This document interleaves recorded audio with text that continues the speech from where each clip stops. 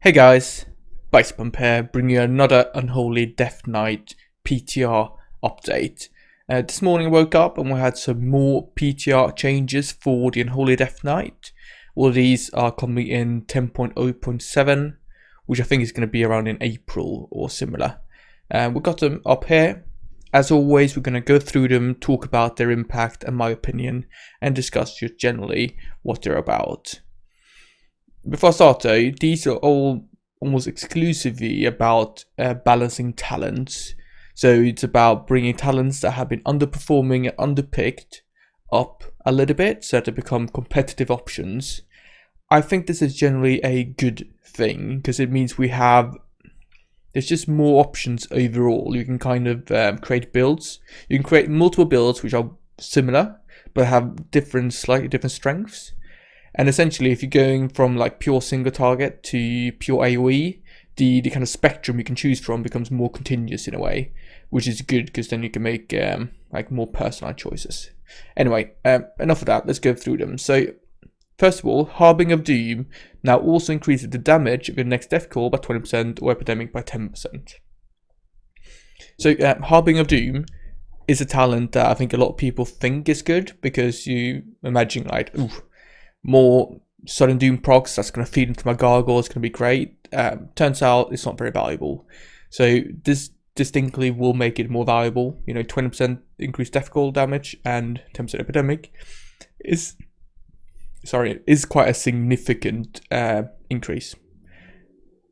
We're going to have to see it, but I can definitely see this becoming a viable option for when you want to do like a pure single target build, or when in AoE, right? We get quite a lot of epidemic procs. Sudden Doom procs, we can feed them into Epidemic for that 10% extra damage. It's going to be pretty good. We have Pestilent Pustules being removed from the Unholy Specialization tree. Don't really bother me at all. We do have sufficient resources, and picking up Pestilent Pustule doesn't really feel like it make a difference. There is no scenario where I feel like, it would have been nice to get some more resources here. That pretty much doesn't happen. It's kind of the AoE talent for when you spread wounds and so on, but we have Epidemic to press if we don't have any runes, and that also feels good. So I don't care about this. It can go, and I won't cry about it at all. We have also that Defile is no longer a choice node with Unholy Pact, and has replaced Pestilent Pustules within the Specialization tree. Trees up here, right? So this is a very interesting change. So first of all, Defile suffered from being a choice node with Unholy Pact because Unholy Pact is really good. So there were very few instances where you would, sacrifice Unholy Pact to pick up Defile. Defile being on its own as a, single talent pickup without the choice means that it is much more attractive to consider. Also, we have two more Defile things which you mentioned there. So Defile now works with Pestilent talent. It was bugged previously, it didn't work at all. And it also has extra functionality. So if an enemy is inside Defile, it grants 1% mastery every second, stacking up to 8% mastery. This is a good one. It makes Defile much more powerful because you essentially feed all the other damage when it's up. And I can imagine you can do, with Death's Echo, you do double Defile, maybe extend the buff. Big buff for Defile, right? Overall, I think, hard to say so far, but I can imagine if you're running a wound build, picking up Defile and Pestilence will now actually generate quite a proper amount of extra wounds. On average, Defile gives you 1.1 wounds per target, right? Every time you press it. So if you think in an AoE situation where there's 20 targets, you can get 22 wounds from a single Defile, which is quite a lot actually. So I think there's potential. I'm not going to say that this is going to be like the new go-to kind of setup, but I'm quite excited that it's now a real possibility, at least for me. I'm going to try it out, see if I like it. But, it's also difficult because what are we going to give up? I'm not too sure. But, there are a couple of talents, if maybe you don't pick up Sudden Doom, you go into Defile instead. There are lots of ways you can play around with this, which is also interesting. When talents are brought up, the choice becomes less obvious, which makes it far more difficult to figure out what's best.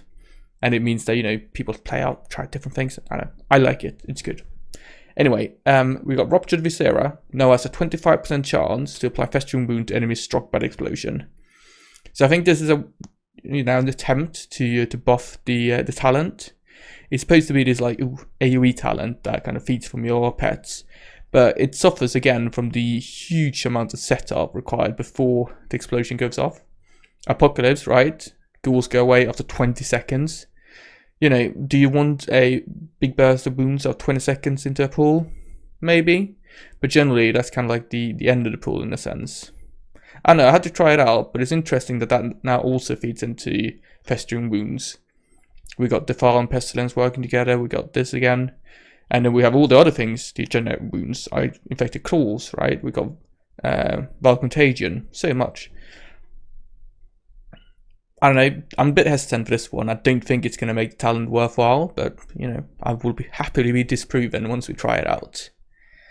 We also have that Ruptured Viscera damage increased by 10%, right? So the damage itself also a bit increased, which is nice, right? But generally I dislike the talent simply because of that big delay. We have Feasting Strike, now also has a 15% chance to grant Runic Corruption. This surprises me. So if you remember the previous set of changes we got, we had that Runic Mastery? What's it called? Runic Mastery also received a Runic Corruption component, which I thought, you know, was an indication they wanted to buff that talent, you know, against... Oh, sorry, never mind. I'm thinking about this wrong, right? Feasting Strike is the talent that makes Festering Strike have a 15% chance to generate 1 rune, which we never pick up, right? Having a 50% chance to grant Runic Corruption as well essentially doubles the value of this, because Runic Corruption gives you 0.9 runes. However, I still don't see us picking this up. We have sufficient amount of resources already. We don't need any extra ones. I don't think this is going to be impactful anyway. For people to pick this up, there would have to be a damage component added to it, right? Increase some kind of damage in some way. I don't know. Slightly odd, but it is what it is. I initially thought, by the way, that this was attached to Improved Festering Strike. So you would have like Improved Festering Strike and Runic Mastery, and you're gonna buff those against each other. That wasn't the case, so sorry about that. Finally, Command of the Dead no longer affects nearby Army of Dead ghouls or Summon Gargle, and should apply to any Summon Summon Ghoul or Gargle, regardless of their distance from you. Great change. My previous Unholy patch video, we talked about how Command of the Dead had a 30-40 yard range, I don't know, which would have caused a lot of issues with bosses with big hitboxes. I think they made it like 100 yard range now, so no issue at all, which is great. You won't have to care about where your pets are, they will always be buffed by it.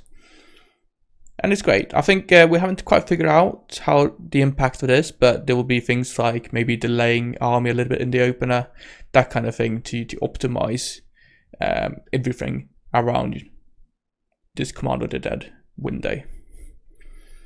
Alright, so I think that's everything I had for you guys today. So it's not like these changes are nice. I think it's good that they target underperforming talents, but it's also not terribly exciting. Nothing here goes, for me at least, is, this is great change. Small steps, good changes overall. I'm generally happy, and I think it's good that they do this, regularly. Far too often, we've had talents underperforming for far too long. I'm looking at you, Harbinger, for, 3 expansions. Also Pestilence. So it's great that they're coming up again, right? Leave a comment down below. Let me know what you think about these changes. Upvote, downvote, consider subscribing. And I'll see you guys in the next video. Thank you very much for watching. Bye-bye.